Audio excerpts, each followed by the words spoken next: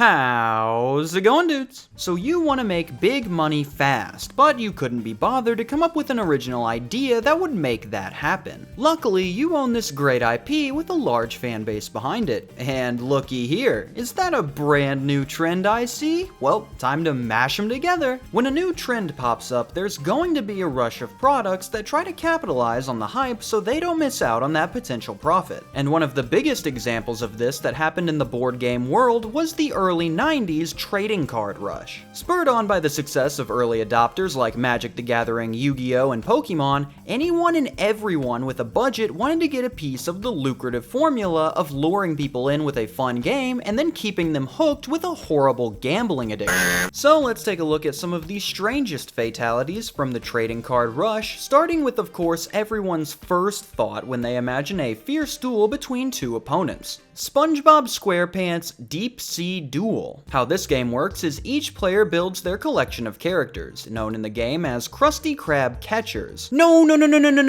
and compete to see who can be the first to bring 4 customers back to their restaurant. It's a back and forth game where one player will play a catcher and the other player will play their own if they think they can stop them, along with strategy cards that could give your catcher the edge. This one was published both by Nickelodeon and Upper Deck, one of the larger sports card manufacturers, so there was a lot of money available for this thing to go all in. They really went for it too, releasing tons of different cards in both its same name starter deck and the booster pack of additional cards you could buy called Aquatic Amigos. Of course, it's not really a trading card game if you don't also have different card rarities. If you've never seen one before, think of these as like the gold, silver, or galaxy opal type cards from video games. There are a ton of different cards that you can get in various rarities, including common blowin' chunks, rare flattened, super rare Gary with shoes, ultra rare drop the load, and the rarest card in the game, seizure rare changed my mind, which I'm sure is really good. If I could read it! Deep Sea Duel did not review very well due to it being very shallow and mostly a cash grab, and ended up failing likely because people didn't take Mermaid Man's advice. Mermaid Man says,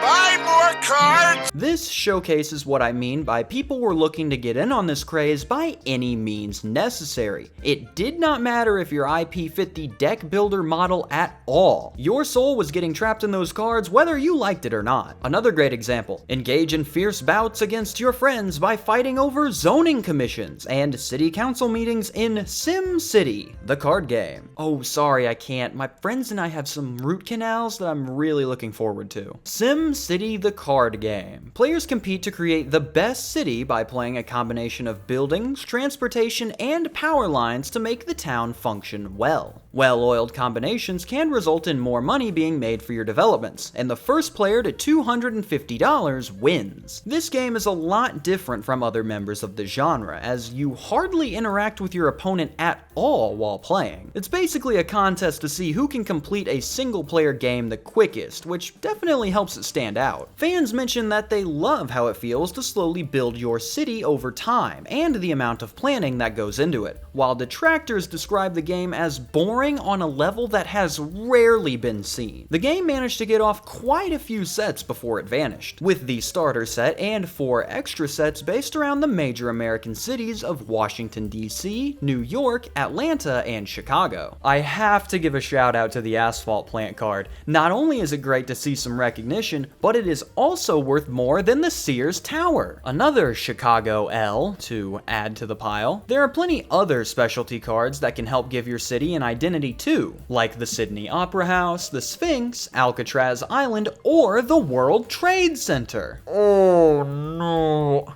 Don't even think about it. But the twins have given me an excellent segue into our next title, because why only talk about one of the most famous conspiracies when you could perpetrate your own? Illuminati New World Order. Based off the standalone game Illuminati, New World Order sees players represent their favorite conspiracy groups as they use their influence to try to take over the world. A lot of this game's charm comes from just how wacky it is. Practically anything can be a part of your conspiracy schemes. You could use convenience stores, the post office, video games, the Vatican, science fiction fans, the entire country of Japan, a strategically placed beer shortage, conspiracy theorists, lawyers, and even telephone psychics, who, fun fact, grant you a bonus when trying to control Ronald Reagan. Yes, of course, the famous people are in on the ploy too. All of your favorites are here. We've got Ronald Reagan, Saddam Hussein, George Bush, Gordo Remora, Imelda Marcos, and of course, Bill and Hillary. Would it really be a conspiracy game without the classic Clinton removal play? This one actually reviewed really well, gaining 2 booster packs in Assassins and Church of the Subgenius, and even managing to win an award to go along with it. What's really cool is that people and locations on the cards vary depending on the region you buy the game from. Like how in the German version, Bill Clinton is replaced by Helmut Kohl. Oh, I get it now. We'll close out this section by highlighting my favorite card,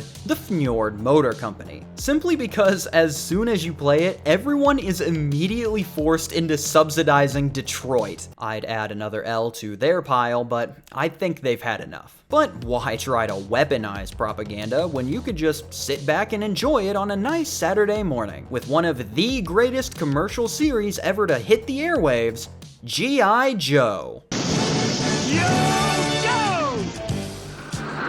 The G.I. Joe trading card game sees players take control of either America's Special Mission Force of Joes or the ruthless terrorist organization of Cobra. Do you know how hard it is to find a game that lets you play as a terrorist? Use your units and take the fight to your opponent. Last squad standing wins. This game was made to celebrate the 40th anniversary of G.I. Joe, and as such, the character art more closely resembles the comic book iterations and not the animated show. Sorry. Unlike some of the other games, this was not developed by a small team. This game was made by Wizards of the Coast, the people who made Magic the Gathering and the group pretty much responsible for this entire card game boom. As such, they sent the house at this bad boy, including the starter sets, booster packs, and the Armored Strike booster set, as well as different card rarities like this premium foil Cobra Commander. I really like how the booster packs are based on different characters like Destro, Gung Ho, Snake Eyes, even Storm Shadow. That was pretty American, but I think it's about time we showed some of my viewers from other countries some love too. So let's take a look at these card games based around the wonderful worldwide sport of football. Bamboozled, idiot! More America! I have found 2 separate failed trading card games based off American football, each coming off the back of a large publisher with a lot invested into them. Our first game is NFL Showdown, a game based around using real-world NFL players on cards to run plays and score points, and developed by Upper Deck, one of the major publishers of sports cards. The other game is Gridiron Fantasy Football, a more cartoonishly violent football game using generic players where you try to win by any means necessary. This one being developed by fantasy card game veterans Wizards of the Coast. If you thought those pairings made a little too much sense, that is because I switched them. Why or how they ended up doing it this way, I have no idea. But first, let's look at NFL Showdown. The main appeal of this one is definitely being able to play with all of your favorite NFL stars. From 2002. Like Randy Moss, Chris Carter, and Dante Culpepper, who were all on the Vikings and they still couldn't win a Super Bowl. Don't bring your curse over here, I'm bad enough as is. What's cool is that you use a combination of player, strategy, and play cards to craft your own playbook. Then scan your cards with this electronic play grid to simulate the plays. No idea if this actually worked, but if it did, this sounds awesome. The game managed to release a draft pack for incoming 2003 players, but failed shortly after. Probably because they were trying to capture the market of football fans that also enjoy collectible card battlers, and I just wasn't old enough to bankroll that yet. But another game tried to capture that same market a whole 7 years prior with Upper Deck's Gridiron Fantasy Football. This game apparently takes place in a dystopian near future where football is more similar to gladiator combat, but still with rules, of course. This game is absolutely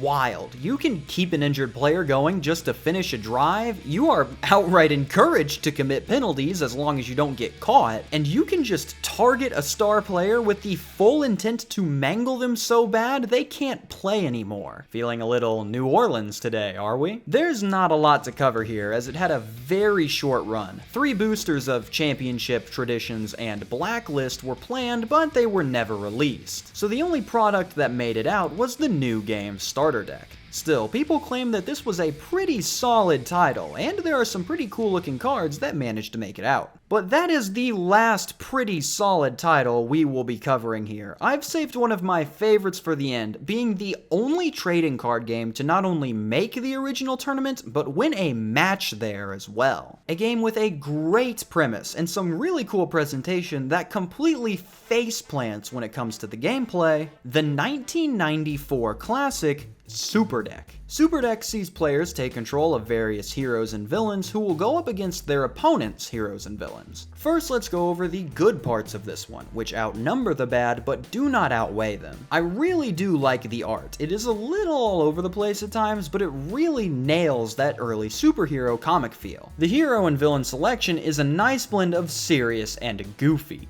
Dastardly villains wreak havoc, like Sawtooth, Skull, Yarf the Troll, Benny, and who could forget, Buff Guy. But brave heroes will always rise up to the task, like Fly Girl, Robot Rider, Dr. Gauntlet, Super Rigid Man, and Isosceles, who draws his power from the universal truths of geometry.